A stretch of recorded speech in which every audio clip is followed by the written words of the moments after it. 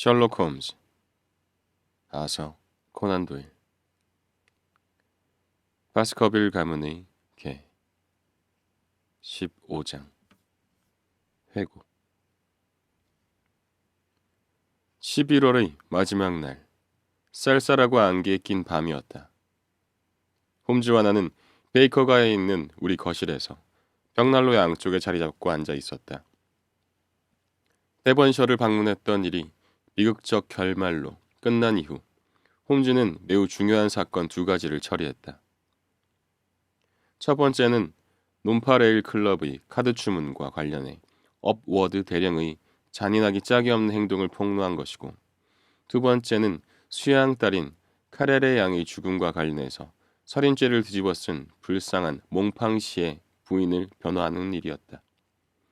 젊은 카레레 양은 6개월 후에 뉴욕에서 결혼해 잘 살고 있는 것으로 밝혀졌다.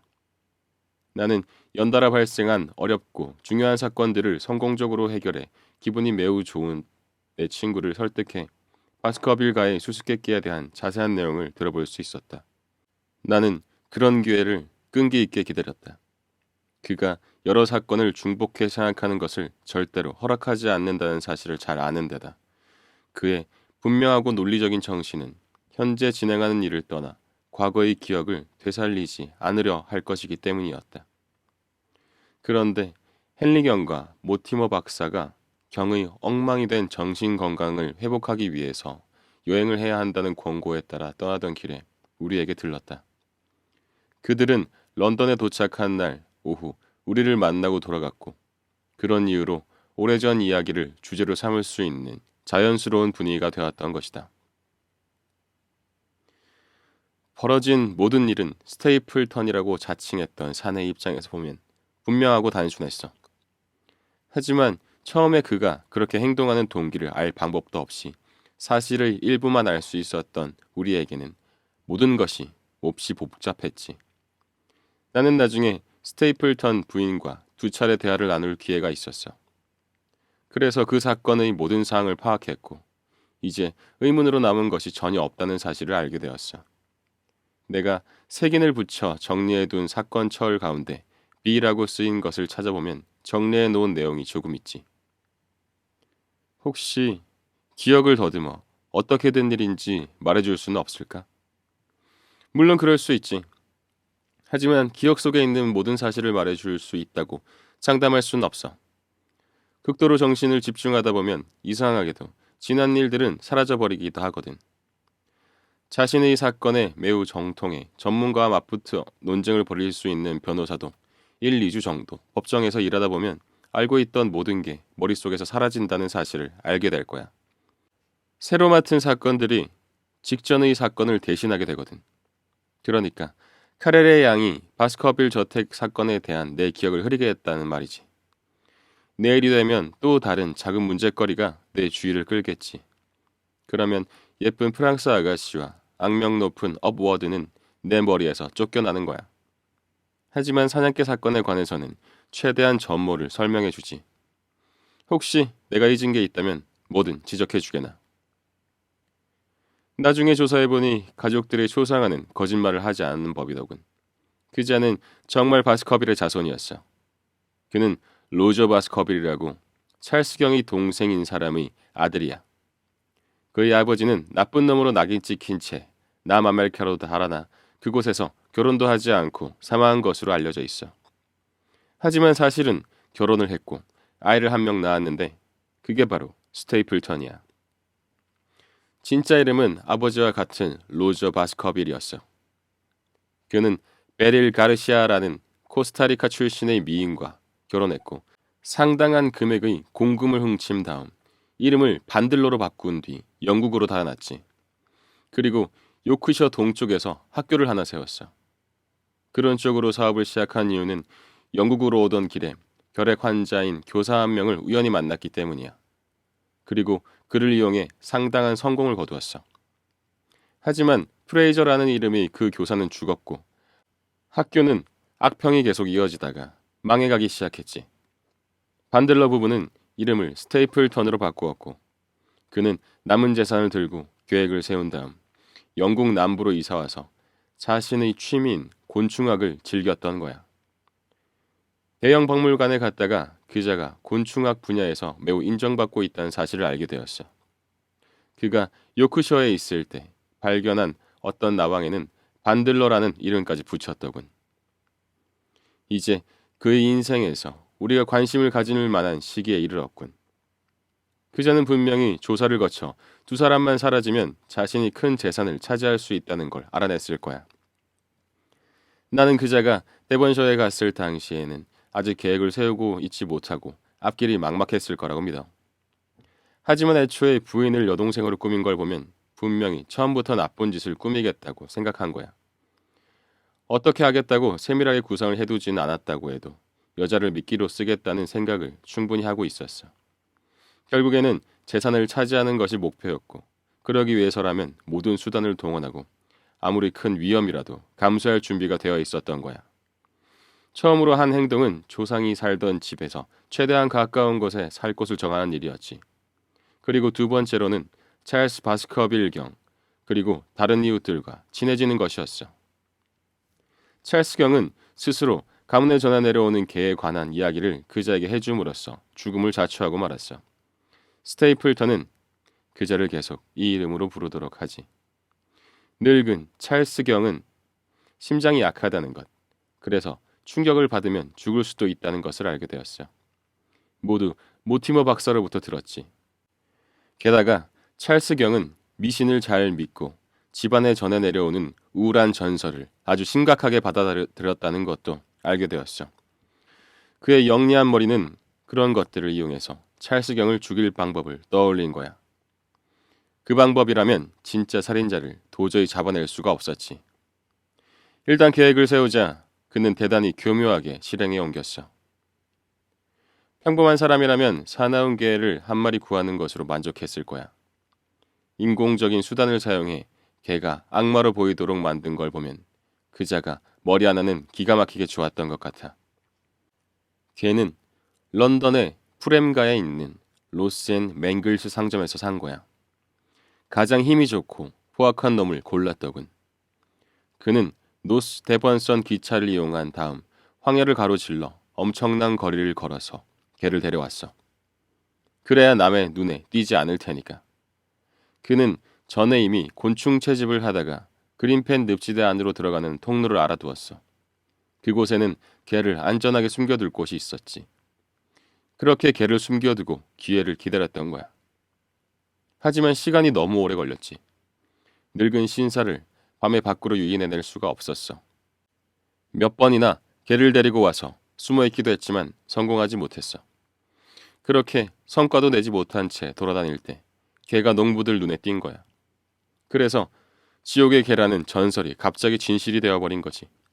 부인을 시켜서 찰스 경을 유혹해 죽이고 싶었지만 여자가 뜻밖의 거부를 했어. 그녀는 늙은 신사를 꼬여 내 목숨을 위태롭게 만들고 싶은 생각은 없었으니까. 위협하기도 하고 이런 말은 좀 거북하지만 때리기도 했지만 여자는 요지부동이었지. 여자가 도우려 들지 않자 스테이플턴은 한참 동안 아무런 행동도 취하지 못했어. 그러다가 스테이플턴을 괜찮은 친구로 여기던 찰스 경이 그를 불행한 로라 라이언스 부인을 돕는 일에 참여시키면서 그는 난관을 타개할 길을 찾아낸 거야. 자신을 독신으로 소개한 그는 라이언스 부인을 완벽하게 자신의 편으로 만들었어. 그리고 그녀가 남편과 이혼만 한다면 결혼하겠다고 약속했지. 그런데 찰스 경이 모티머 박사의 충고에 따라 저택을 떠나 런던으로 가기로 하면서 그의 계획은 위기에 빠지게 되었어. 물론 그도 모티머의 의견에 동조하는 것처럼 행동했지. 하지만 즉시 행동에 옮기지 않았으면 목표물이 자기 손에서 벗어날 판이었어. 그래서 그는 라이언스 부인을 압박해 찰스 경이 런던으로 가기 전날 밤에 만나고 싶다는 편지를 쓰게 한 거야. 그리고 나중에 허울 좋은 핑계를 대면서 여자가 약속 장소에 가지 못하게 했어. 드디어 자신이 기다리던 기회가 온 거지. 저녁에 쿰트레이시에서 돌아온 그는 몸에 무시무시하게 칠을 한 개를 끌고 쪽문으로 갔어. 저녁에 쿰트레이시에서 돌아온 그는 몸에 무시무시하게 칠을 한 개를 끌고 쪽문으로 갔어. 늙은 신사가 그곳에서 기다리고 있다는 사실을 알았으니까. 걔는 주인이 명령을 내리자 낮은 문을 뛰어넘어 다음 주목 산책로를 따라 비명을 지르며 달아나는 불쌍한 찰스 경을 뒤쫓았어. 음산한 터널 같은 산책로에서 그 커다랗고 검은 짐승과 맞닥뜨리면 누구나 혼비백산할 거야. 게다가 불이 나오는 입과 번들거리는 눈이라니. 그는 산책로 끝에서 심장마비와 공포로 죽고 말았어. 사냥개는 찰스 경이 길을 따라 달리는 동안 한쪽 풀밭으로 뛰었어. 그래서 사람의 발자국만 보였던 거지. 그가 쓰러져 꼼짝하지 않자 걔는 아마 다가가서 냄새를 맡았을 거야. 하지만 죽었다는 걸 알고서는 돌아서 버린 거지. 그때 찍힌 개의 발자국을 모티어 박사가 용케 찾아낸 거고, 스테이플턴은 얼른 개를 데리고 그린펜 늪지대에 있는 은신처로 돌아갔어. 그렇게 해서 경찰을 곤혹스럽게 하고 동네 사람들을 놀라게 하고 결국은 우리의 관심까지 끌게 된 수수께끼가 탄생한 거야. 찰스 바스커빌 경의 죽음의 전모는 이런 거야. 그자의 행동이 얼마나 교활했는지 알겠지? 대단한 것은 진짜 살인범이 누군지 알아내는 것이 거의 불가능하다는 점이야. 그의 유일한 공범은 그를 절대로 배신할 수 없는 존재인데다 기괴하고 상상도 할 수 없는 방식이니 오히려 효과는 더 좋았지. 사건에 관련된 두 여자인 스테이플턴 부인과 로라 라이언스 부인은 스테이플턴이 뭔가 꾸미고 있다는 걸 알았어. 스테이플턴 부인은 그가 찰스 경을 해칠 계획을 세우고 있다는 건 알았지만 걔의 존재는 몰랐지. 라이언스 부인은 아무것도 몰랐지만 자신이 나가지 않은 약속 장소에서 찰스 경이 죽자 뭔가 이상하다고 느꼈고, 그 약속을 아는 사람은 스테이플턴 뿐이었으니까. 하지만 두 여자는 모두 그의 영향력 안에 있었기 때문에 스테이플턴은 두려워할 것이 없었지. 계획의 절반을 성공적으로 해냈지만 스테이플턴에게 훨씬 어려운 일이 여전히 남아 있었어. 상속인이 캐나다에 존재한다는 사실을 스테이플턴이 몰랐을 가능성도 있어. 그렇다고 하더라도 친구인 모티머 박사를 통해 금방 알게 되었겠지. 그리고 실제로 그로부터 헨리 바스커빌이 도착한다는 자세한 이야기를 듣게 되었어. 스테이플턴이 처음 떠올린 계획은 캐나다에서 온 젊은 이방인이 데번시에 오기도 전에 런던에서 죽음을 맞도록 할 수 있겠다는 것이었어. 그는 찰스 경을 유혹하지 않겠다며 반기를 든 부인을 더는 믿지 않았기에 그녀를 오랫동안 혼자 두고 집을 비울 수는 없었겠지. 그랬다가 혹시 자기 말을 듣지 않게 될까봐 겁이 났을 테니. 그래서 그는 부인을 런던까지 데리고 가게 된 거야. 그들은 크레이븐 가에 있는 맥스보로 프라이빗 호텔에 묵었어. 알고 보니 내가 보낸 카트라이드가 증거물을 찾으러 들렀던 여러 호텔들 가운데 하나더군. 이곳 객실에 부인을 가둬두고 자신은 수염으로 변장을 한 채 모티머 박사 뒤를 밟어 베이커가 역으로 다시 노샘볼랜드 호텔로 움직인 거야. 그의 부인은 남편이 세운 계획을 넌지시 일러주었지. 하지만 남편을 두려워하는 탓에 그동안 학대를 당했으니 당연하지. 감히 위험에 처한 헨리 경에게 직접 편지를 쓰지 못한 거야. 만일 편지가 스테이플턴의 손에 들어가기라도 하면 자기 목숨도 보장할 수가 없었으니까. 그래서 우리가 이미 아는 대로 그녀는 신문에서 오려낸 종이로 편지를 만들었고 봉투의 주소는 일부러 알아보지 못하겠었어. 편지는 헨리 경 손에 들어갔고 그는 처음으로 자신이 위험하다는 경고를 접하게 됐지. 스테이플턴은 헨리 경의 옷가지를 꼭 손에 넣어야 했어. 그래야 개에게 냄새를 맡게 해서 언제라도 냄새의 주인공을 뒤쫓아가게 할 수 있었으니까. 그는 특유의 민첩함과 대담함으로 즉시 문제를 해결했지. 아마 그 호텔의 구두 닦기나 객실 청소부가 돈을 듬뿍 받고 그를 도운 것이 뻔해. 하지만 뜻밖의 처음 훔친 구두는 새 것이었고 그래서 원래 생각한 대로 써먹을 수가 없었어. 돌아온 그는 다른 구두를 다시 훔쳤어. 그 일이 내게는 가장 의미가 있는 사건이었어. 사건이 진짜 개와 연관이 있다고 결정적으로 결론짓게 되었으니까. 새 신발은 버려두고 굳이 헌 신발을 가져가려고 애쓴 모습을 보니 그렇게 설명할 수밖에 없었지. 사건이 색다르고 기이할수록 조사는 조심스럽게 해야만 해. 사건을 복잡하게 만드는 사실이 바로 문제를 해결할 수 있는 열쇠가 되거든. 물론 충분히 생각하고 과학적으로 접근해야 하지만 말이야. 다음날 아침 우리 친구들이 집으로 찾아왔을 때 스테이플턴은 마차를 타고 그들의 뒤를 쫓고 있었어. 우리 방의 위치와 내 생김새를 알아낸 것이나 다른 행동을 볼 때 왠지 스테이플턴은 이번 바스커빌 사건 말고도 다른 범죄 경력이 있다는 생각이 들어. 지난 3년 동안 서부 지역에서는 강도 사건이 상당히 많았지만 범인은 전혀 잡히지 않았어. 최근인 5월에 포크스톤 궁에서 발생한 사건에는 복면을 쓰고 혼자 침입한 범인에 놀란 하인이 무자백의 권총에 맞기도 했지. 상황이 어려워진 스테이플턴이 그런 식으로 먹고 산 것 같아. 그렇게 몇 년 동안 그는 극단적이고 위험한 인물이었던 거야. 그자가 언제든 재빠르게 대처할 준비가 되어 있다는 사실은 그날 아침 우리에게 성공적으로 빠져나간 걸 보면 알 수 있어. 그리고 달아나면서 마부에게 내 이름을 일러준 일은 대담하기 짝이가 없었지. 그때 그는 내가 런던에서 사건을 맡았다는 사실을 알았을 거야. 그러니 런던에서는 성공할 수 없다는 사실을 알았겠지. 그는 다트무어로 돌아와 헨리경이 도착할 때를 기다렸어. 잠깐, 내가 말했다. 자네는 사건을 순서대로 잘 정리했어. 하지만 설명하지 않은 사실이 한 가지 있군. 주인이 런던에 갔을 때 걔는 어떻게 혼자 있었지? 그 문제를 좀 생각해 보았는데 상당히 중요하더라고. 스테이플턴이 걔를 믿고 맡길 사람이 있었던 것이 분명해. 물론 그렇다고 그가 자신의 모든 계획을 털어놓지는 않았겠지만 말이야. 메리핏 하우스에는 늙은 남자 하인이 한 명 있어. 이름은 안소니야. 스테이플턴 부부와 함께 지낸 지 오래된 것 같더군. 학교를 운영하는 때부터니까 아마 그 하인은 안 주인과 바깥 주인이 실제로는 부부간이라는 사실을 알고 있었을 거야. 그자는 모습을 감추었고 외국으로 달아났어. 안손이라는 이름은 영국에서 흔치 않아. 대신 스페인 사람이나 스페인계 미국인 중에는 안토니오라는 이름이 많지. 그 하인 사내는 스테이플턴과 마찬가지로 영어를 아주 잘하지만 이상할 정도로 혓짤배기 소리를 하더군. 나는 늙은 하인이 스테이플턴이 발견했다는 그린펜 늪지대의 통로를 지나는 모습을 직접 본 적도 있어. 그러니까 주인이 자리를 비운 사이 그가 대신 사냥개를 돌봤을 가능성이 매우 크지.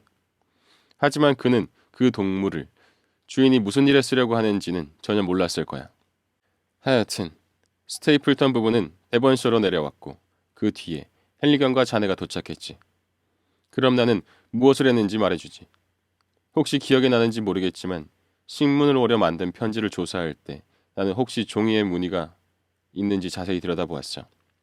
그러면서 편지를 얼굴 가까이 했을 때 하얀 자스민이라고 알려진 향수 냄새가 희미하게 풍기더군. 향수는 75가지가 있는데 범죄 전문가가 되려면 모두 구분할 수 있어야 해. 나도 즉시 냄새를 알아낸 덕택에 사건을 해결한 경험이 여러 번 있었으니까. 향기는 사건에 여자가 연루되었다는 걸 보여주지. 그때부터 나는 이미 스테이플턴 부부를 의심하기 시작했어. 그러니까 나는 우리가 그 지방으로 내려가기 전에 이미 걔가 존재한다는 사실을 알아냈고 범인도 대충 지목했단 말이지. 내가 주로 해야 할 일은 스테이플턴을 감시하는 것이었어. 하지만 내가 자네와 함께 그리로 간다면 그런 일을 할 수는 없었을 거야. 그랬으면 그자가 빈틈없이 경계했을 테니까. 그래서 나는 자네까지 포함해서 모두를 속이고 런던에 나와 있는 척하면서 몰래 내려갔던 거야. 자네가 생각한 것처럼 힘들진 않았어. 그런 사소한 일들 때문에 사건 수사가 방해를 받으면 안 되기도 하고. 나는 대부분 쿰트레이시에서 머물면서 가까이에서 살펴볼 필요가 있을 때에만 황야에 있는 움집을 사용했어. 카트라이드를 시골아이처럼 꾸며서 데리고 갔는데 아주 큰 도움이 되었지. 그 아이가 음식과 깨끗한 옷을 가져다 주곤 했으니까. 내가 스테이플턴을 감시하고 있으면 카트라이드는 대개 자네를 지켜보았지. 그래서 나는 돌아가는 일을 대부분 알고 있었던 거야. 이미 말한 것처럼 자네가 보낸 편지는 금방 받아볼 수 있었어. 베이커가에서 다시 쿰트레이시로 보내도록 해두었거든. 자네의 편지도 큰 도움이 되었지. 특히 스테이플턴이 우연히 자신의 과거를 솔직하게 털어놓은 부분이 그랬어. 그 때문에 나는 그 부부의 진짜 정체를 알아낼 수 있었고 결론을 내릴 수 있게 된 거야. 달아난 죄수, 그리고 베리머 부부와 관련된 사건들로 사건이 더 복잡해지긴 했지. 이 문제도 자네가 매우 효과적인 방법으로 해결해 주었어. 물론 나도 황해에서 지켜본 상황으로 같은 결론을 이미 내렸지만 말이야. 자네가 나를 황해에서 목격했을 때 나는 이미 사건의 전모를 파악한 후였어. 하지만 증거가 없으니 재판정으로 사건을 가져갈 수가 없었지. 스테이플턴이 헨리경을 노린 그날 밤에 불행한 탈옥수가 대신 죽은 사건조차 그자가 우리 친구를 노린다는 것을 증명할 수는 없었어. 현행범으로 체포하는 것밖에 대안이 없는 것 같더군. 그러려면 헨리경을 미끼로 삼아 보호하는 사람도 없는 것처럼 혼자 두어야 했지. 우리는 그렇게 했고 사건을 의뢰한 사람이 모진 충격을 받는 대신 사건은 해결되었어. 물론 스테이플턴은 파멸의 길을 걸었고 헨리경이 그런 식으로 노출되어야만 했던 일은 솔직하게 말해 내가 사건을 제대로 다루지 못했기 때문이야. 하지만 우리는 그렇게 끔찍한 괴물이 나타나 일이 커지리라고는 생각하지 못했고 마찬가지로 안개가 껴서 느닷없이 우리 눈앞에 개가 나타나게 될 것도 예상하지 못했어. 우리가 성공하는 대신 헨리경이 입은 충격은 전문가와 모티머 박사 모두의 의견을 볼 때 일시적이라고 해. 오래 여행을 하고 나면 우리 친구는 정신 건강도 다시 좋아질 테고 상처 입은 마음도 치료할 수 있을 거야. 헨리경은 그 여자를 진심으로 사랑했어. 이번 음모를 겪으면서 그가 가장 슬프게 생각했던 부분은 그 여자가 자신을 속였다는 사실이었지. 이제 남은 것은 스테이플턴 부인이 사건에서 어떤 역할을 했느냐 하는 것뿐이군. 그 여자가 사랑 때문이든 두려움 때문이든 스테이플턴에게 지배당하고 있었다는 것은 분명해. 물론 두 가지 감정을 다 품었을 수도 있지. 두 개가 절대로 공존할 수 없는 것은 아니니까 말이야. 어쨌든 그의 지배력은 상당했어. 그런데 여동생 행세를 하라는 남편의 말에 동조했던 그녀로 하여금 직접적으로 살인을 돕게 하려고 하자 그 힘의 한계가 드러났지. 그녀는 남편에게 들키지 않는 방식으로 최대한 헨리경에게 경고를 하려 했어. 그것도 여러 번에 걸쳐. 게다가 스테이플턴도 질투를 한 것 같아. 헨리경이 여자에게 구애하자 자신이 세운 계획임에도 갑자기 뛰어들어서 난리치고 말았잖아. 그동안 솜씨 있게 내면에 숨겨두었던 불같은 성질이 드러나고 만 거야. 두 사람이 친해지면 헨리경은 분명히 메리핏 하우스에 자주 놀러 올 텐데 그러면 자신이 원하는 기회를 곧 잡을 수 있으리라 계산하고 참았을 텐데 말이지. 그런데 사건이 터지던 마지막 날 밤 부인이 갑자기 반기를 들고 나섰어. 여자는 탈옥수가 죽은 것을 알게 되었고 헨리경이 저녁을 먹으러 오게 한 날 사냥개가 별채에 와 있다는 것도 알아차렸어. 그녀는 남편에게 나쁜 짓을 저지를 작정이냐며 따져들었고 결국 두 사람은 격렬하게 다투었어. 그러는 와중에 스테이플턴은 처음으로 아내에게 헨리경과의 사이를 의심하는 말을 한 거야. 그녀의 충절은 순식간에 처절한 증오로 바뀌었고 그는 부인이 자신을 배신하리라는 것을 알아차렸어. 그래서 그는 부인이 헨리경에게 경고를 하지 못하도록 묶어두었어. 그는 헨리경의 죽음이 가문에 내려오는 저주 때문이라고 지역 사람들 모두가 생각하게 되면 부인도 어쩔 수 없이 현실을 받아들이고 아는 사실을 입 밖에 꺼낼 생각을 하지 못하리라 생각했어. 내 생각이긴 하지만 이 부분에서 그자는 계산을 잘못한 것 같아. 우리가 없었더라도 그는 당연히 파멸의 길을 갔을 거야. 스페인의 피가 흐르는 여자는 그런 상처를 가볍게 여기지 않거든. 자, 친애하는 왓슨. 기록해둔 내용을 보지 않고는 이 미묘한 사건을 더 이상 자세하게 설명할 수가 없군. 중요한 것 가운데 빼먹고 설명하지 않은 것이 있는지 모르겠어. 그런데 헨리경이 늙은 백부처럼 유령개를 보고 놀라 죽기를 바랐다는 것은 좀 무리가 아닐까? 그 개는 난폭한 데다 굶주린 상태였어. 끔찍한 모습은 희생자가 놀라 죽도록 하진 못하더라도 최소한 몸이 움츠러들어 반항하지 못하게 할 수는 있었겠지. 과연 그렇군. 그렇다면 어려운 문제는 하나만 남는군. 만일 스테이플턴이 상속을 받게 되었다고 치자고. 그렇다면 상속인인 자신이 사실을 밝히지 않고 엉뚱한 이름으로 가까운 곳에 산 이유를 설명할 수 있을까? 어떻게 의심받지 않고 유산을 요구할 작정이었을까? 만만치 않게 어려운 질문이야. 그걸 나더러 풀라는 것은 너무 지나친 요구이기도 해. 과거와 현재는 내가 알아낼 수 있는 영역이지만 어떤 사람이 미래에 어떻게 행동할 것인지 대답하기는 어려운 질문이니까. 스테이플턴 부인은 남편으로부터 그 문제에 관한 이야기를 몇 번 들었다고 해. 세 가지 방법이 있을 수 있어.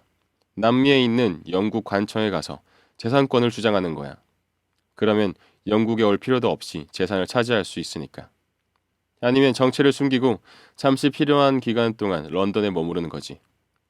그도 아니면 공범을 구해서 그에게 상속자라는 증거와 서류를 제공해 대신 후계자로 만든 다음 재산의 일정 부분을 나누어 가는 방법도 있지. 그자의 능력으로 볼 때 어떻게든 어려움을 이겨낼 방법을 찾아냈을 거야. 자, 친애하는 왓슨. 우리 지난 몇 주 동안 고되게 일을 했으니 오늘 저녁만이라도 좀 더 즐거운 분야로 관심을 돌려보면 어떨까?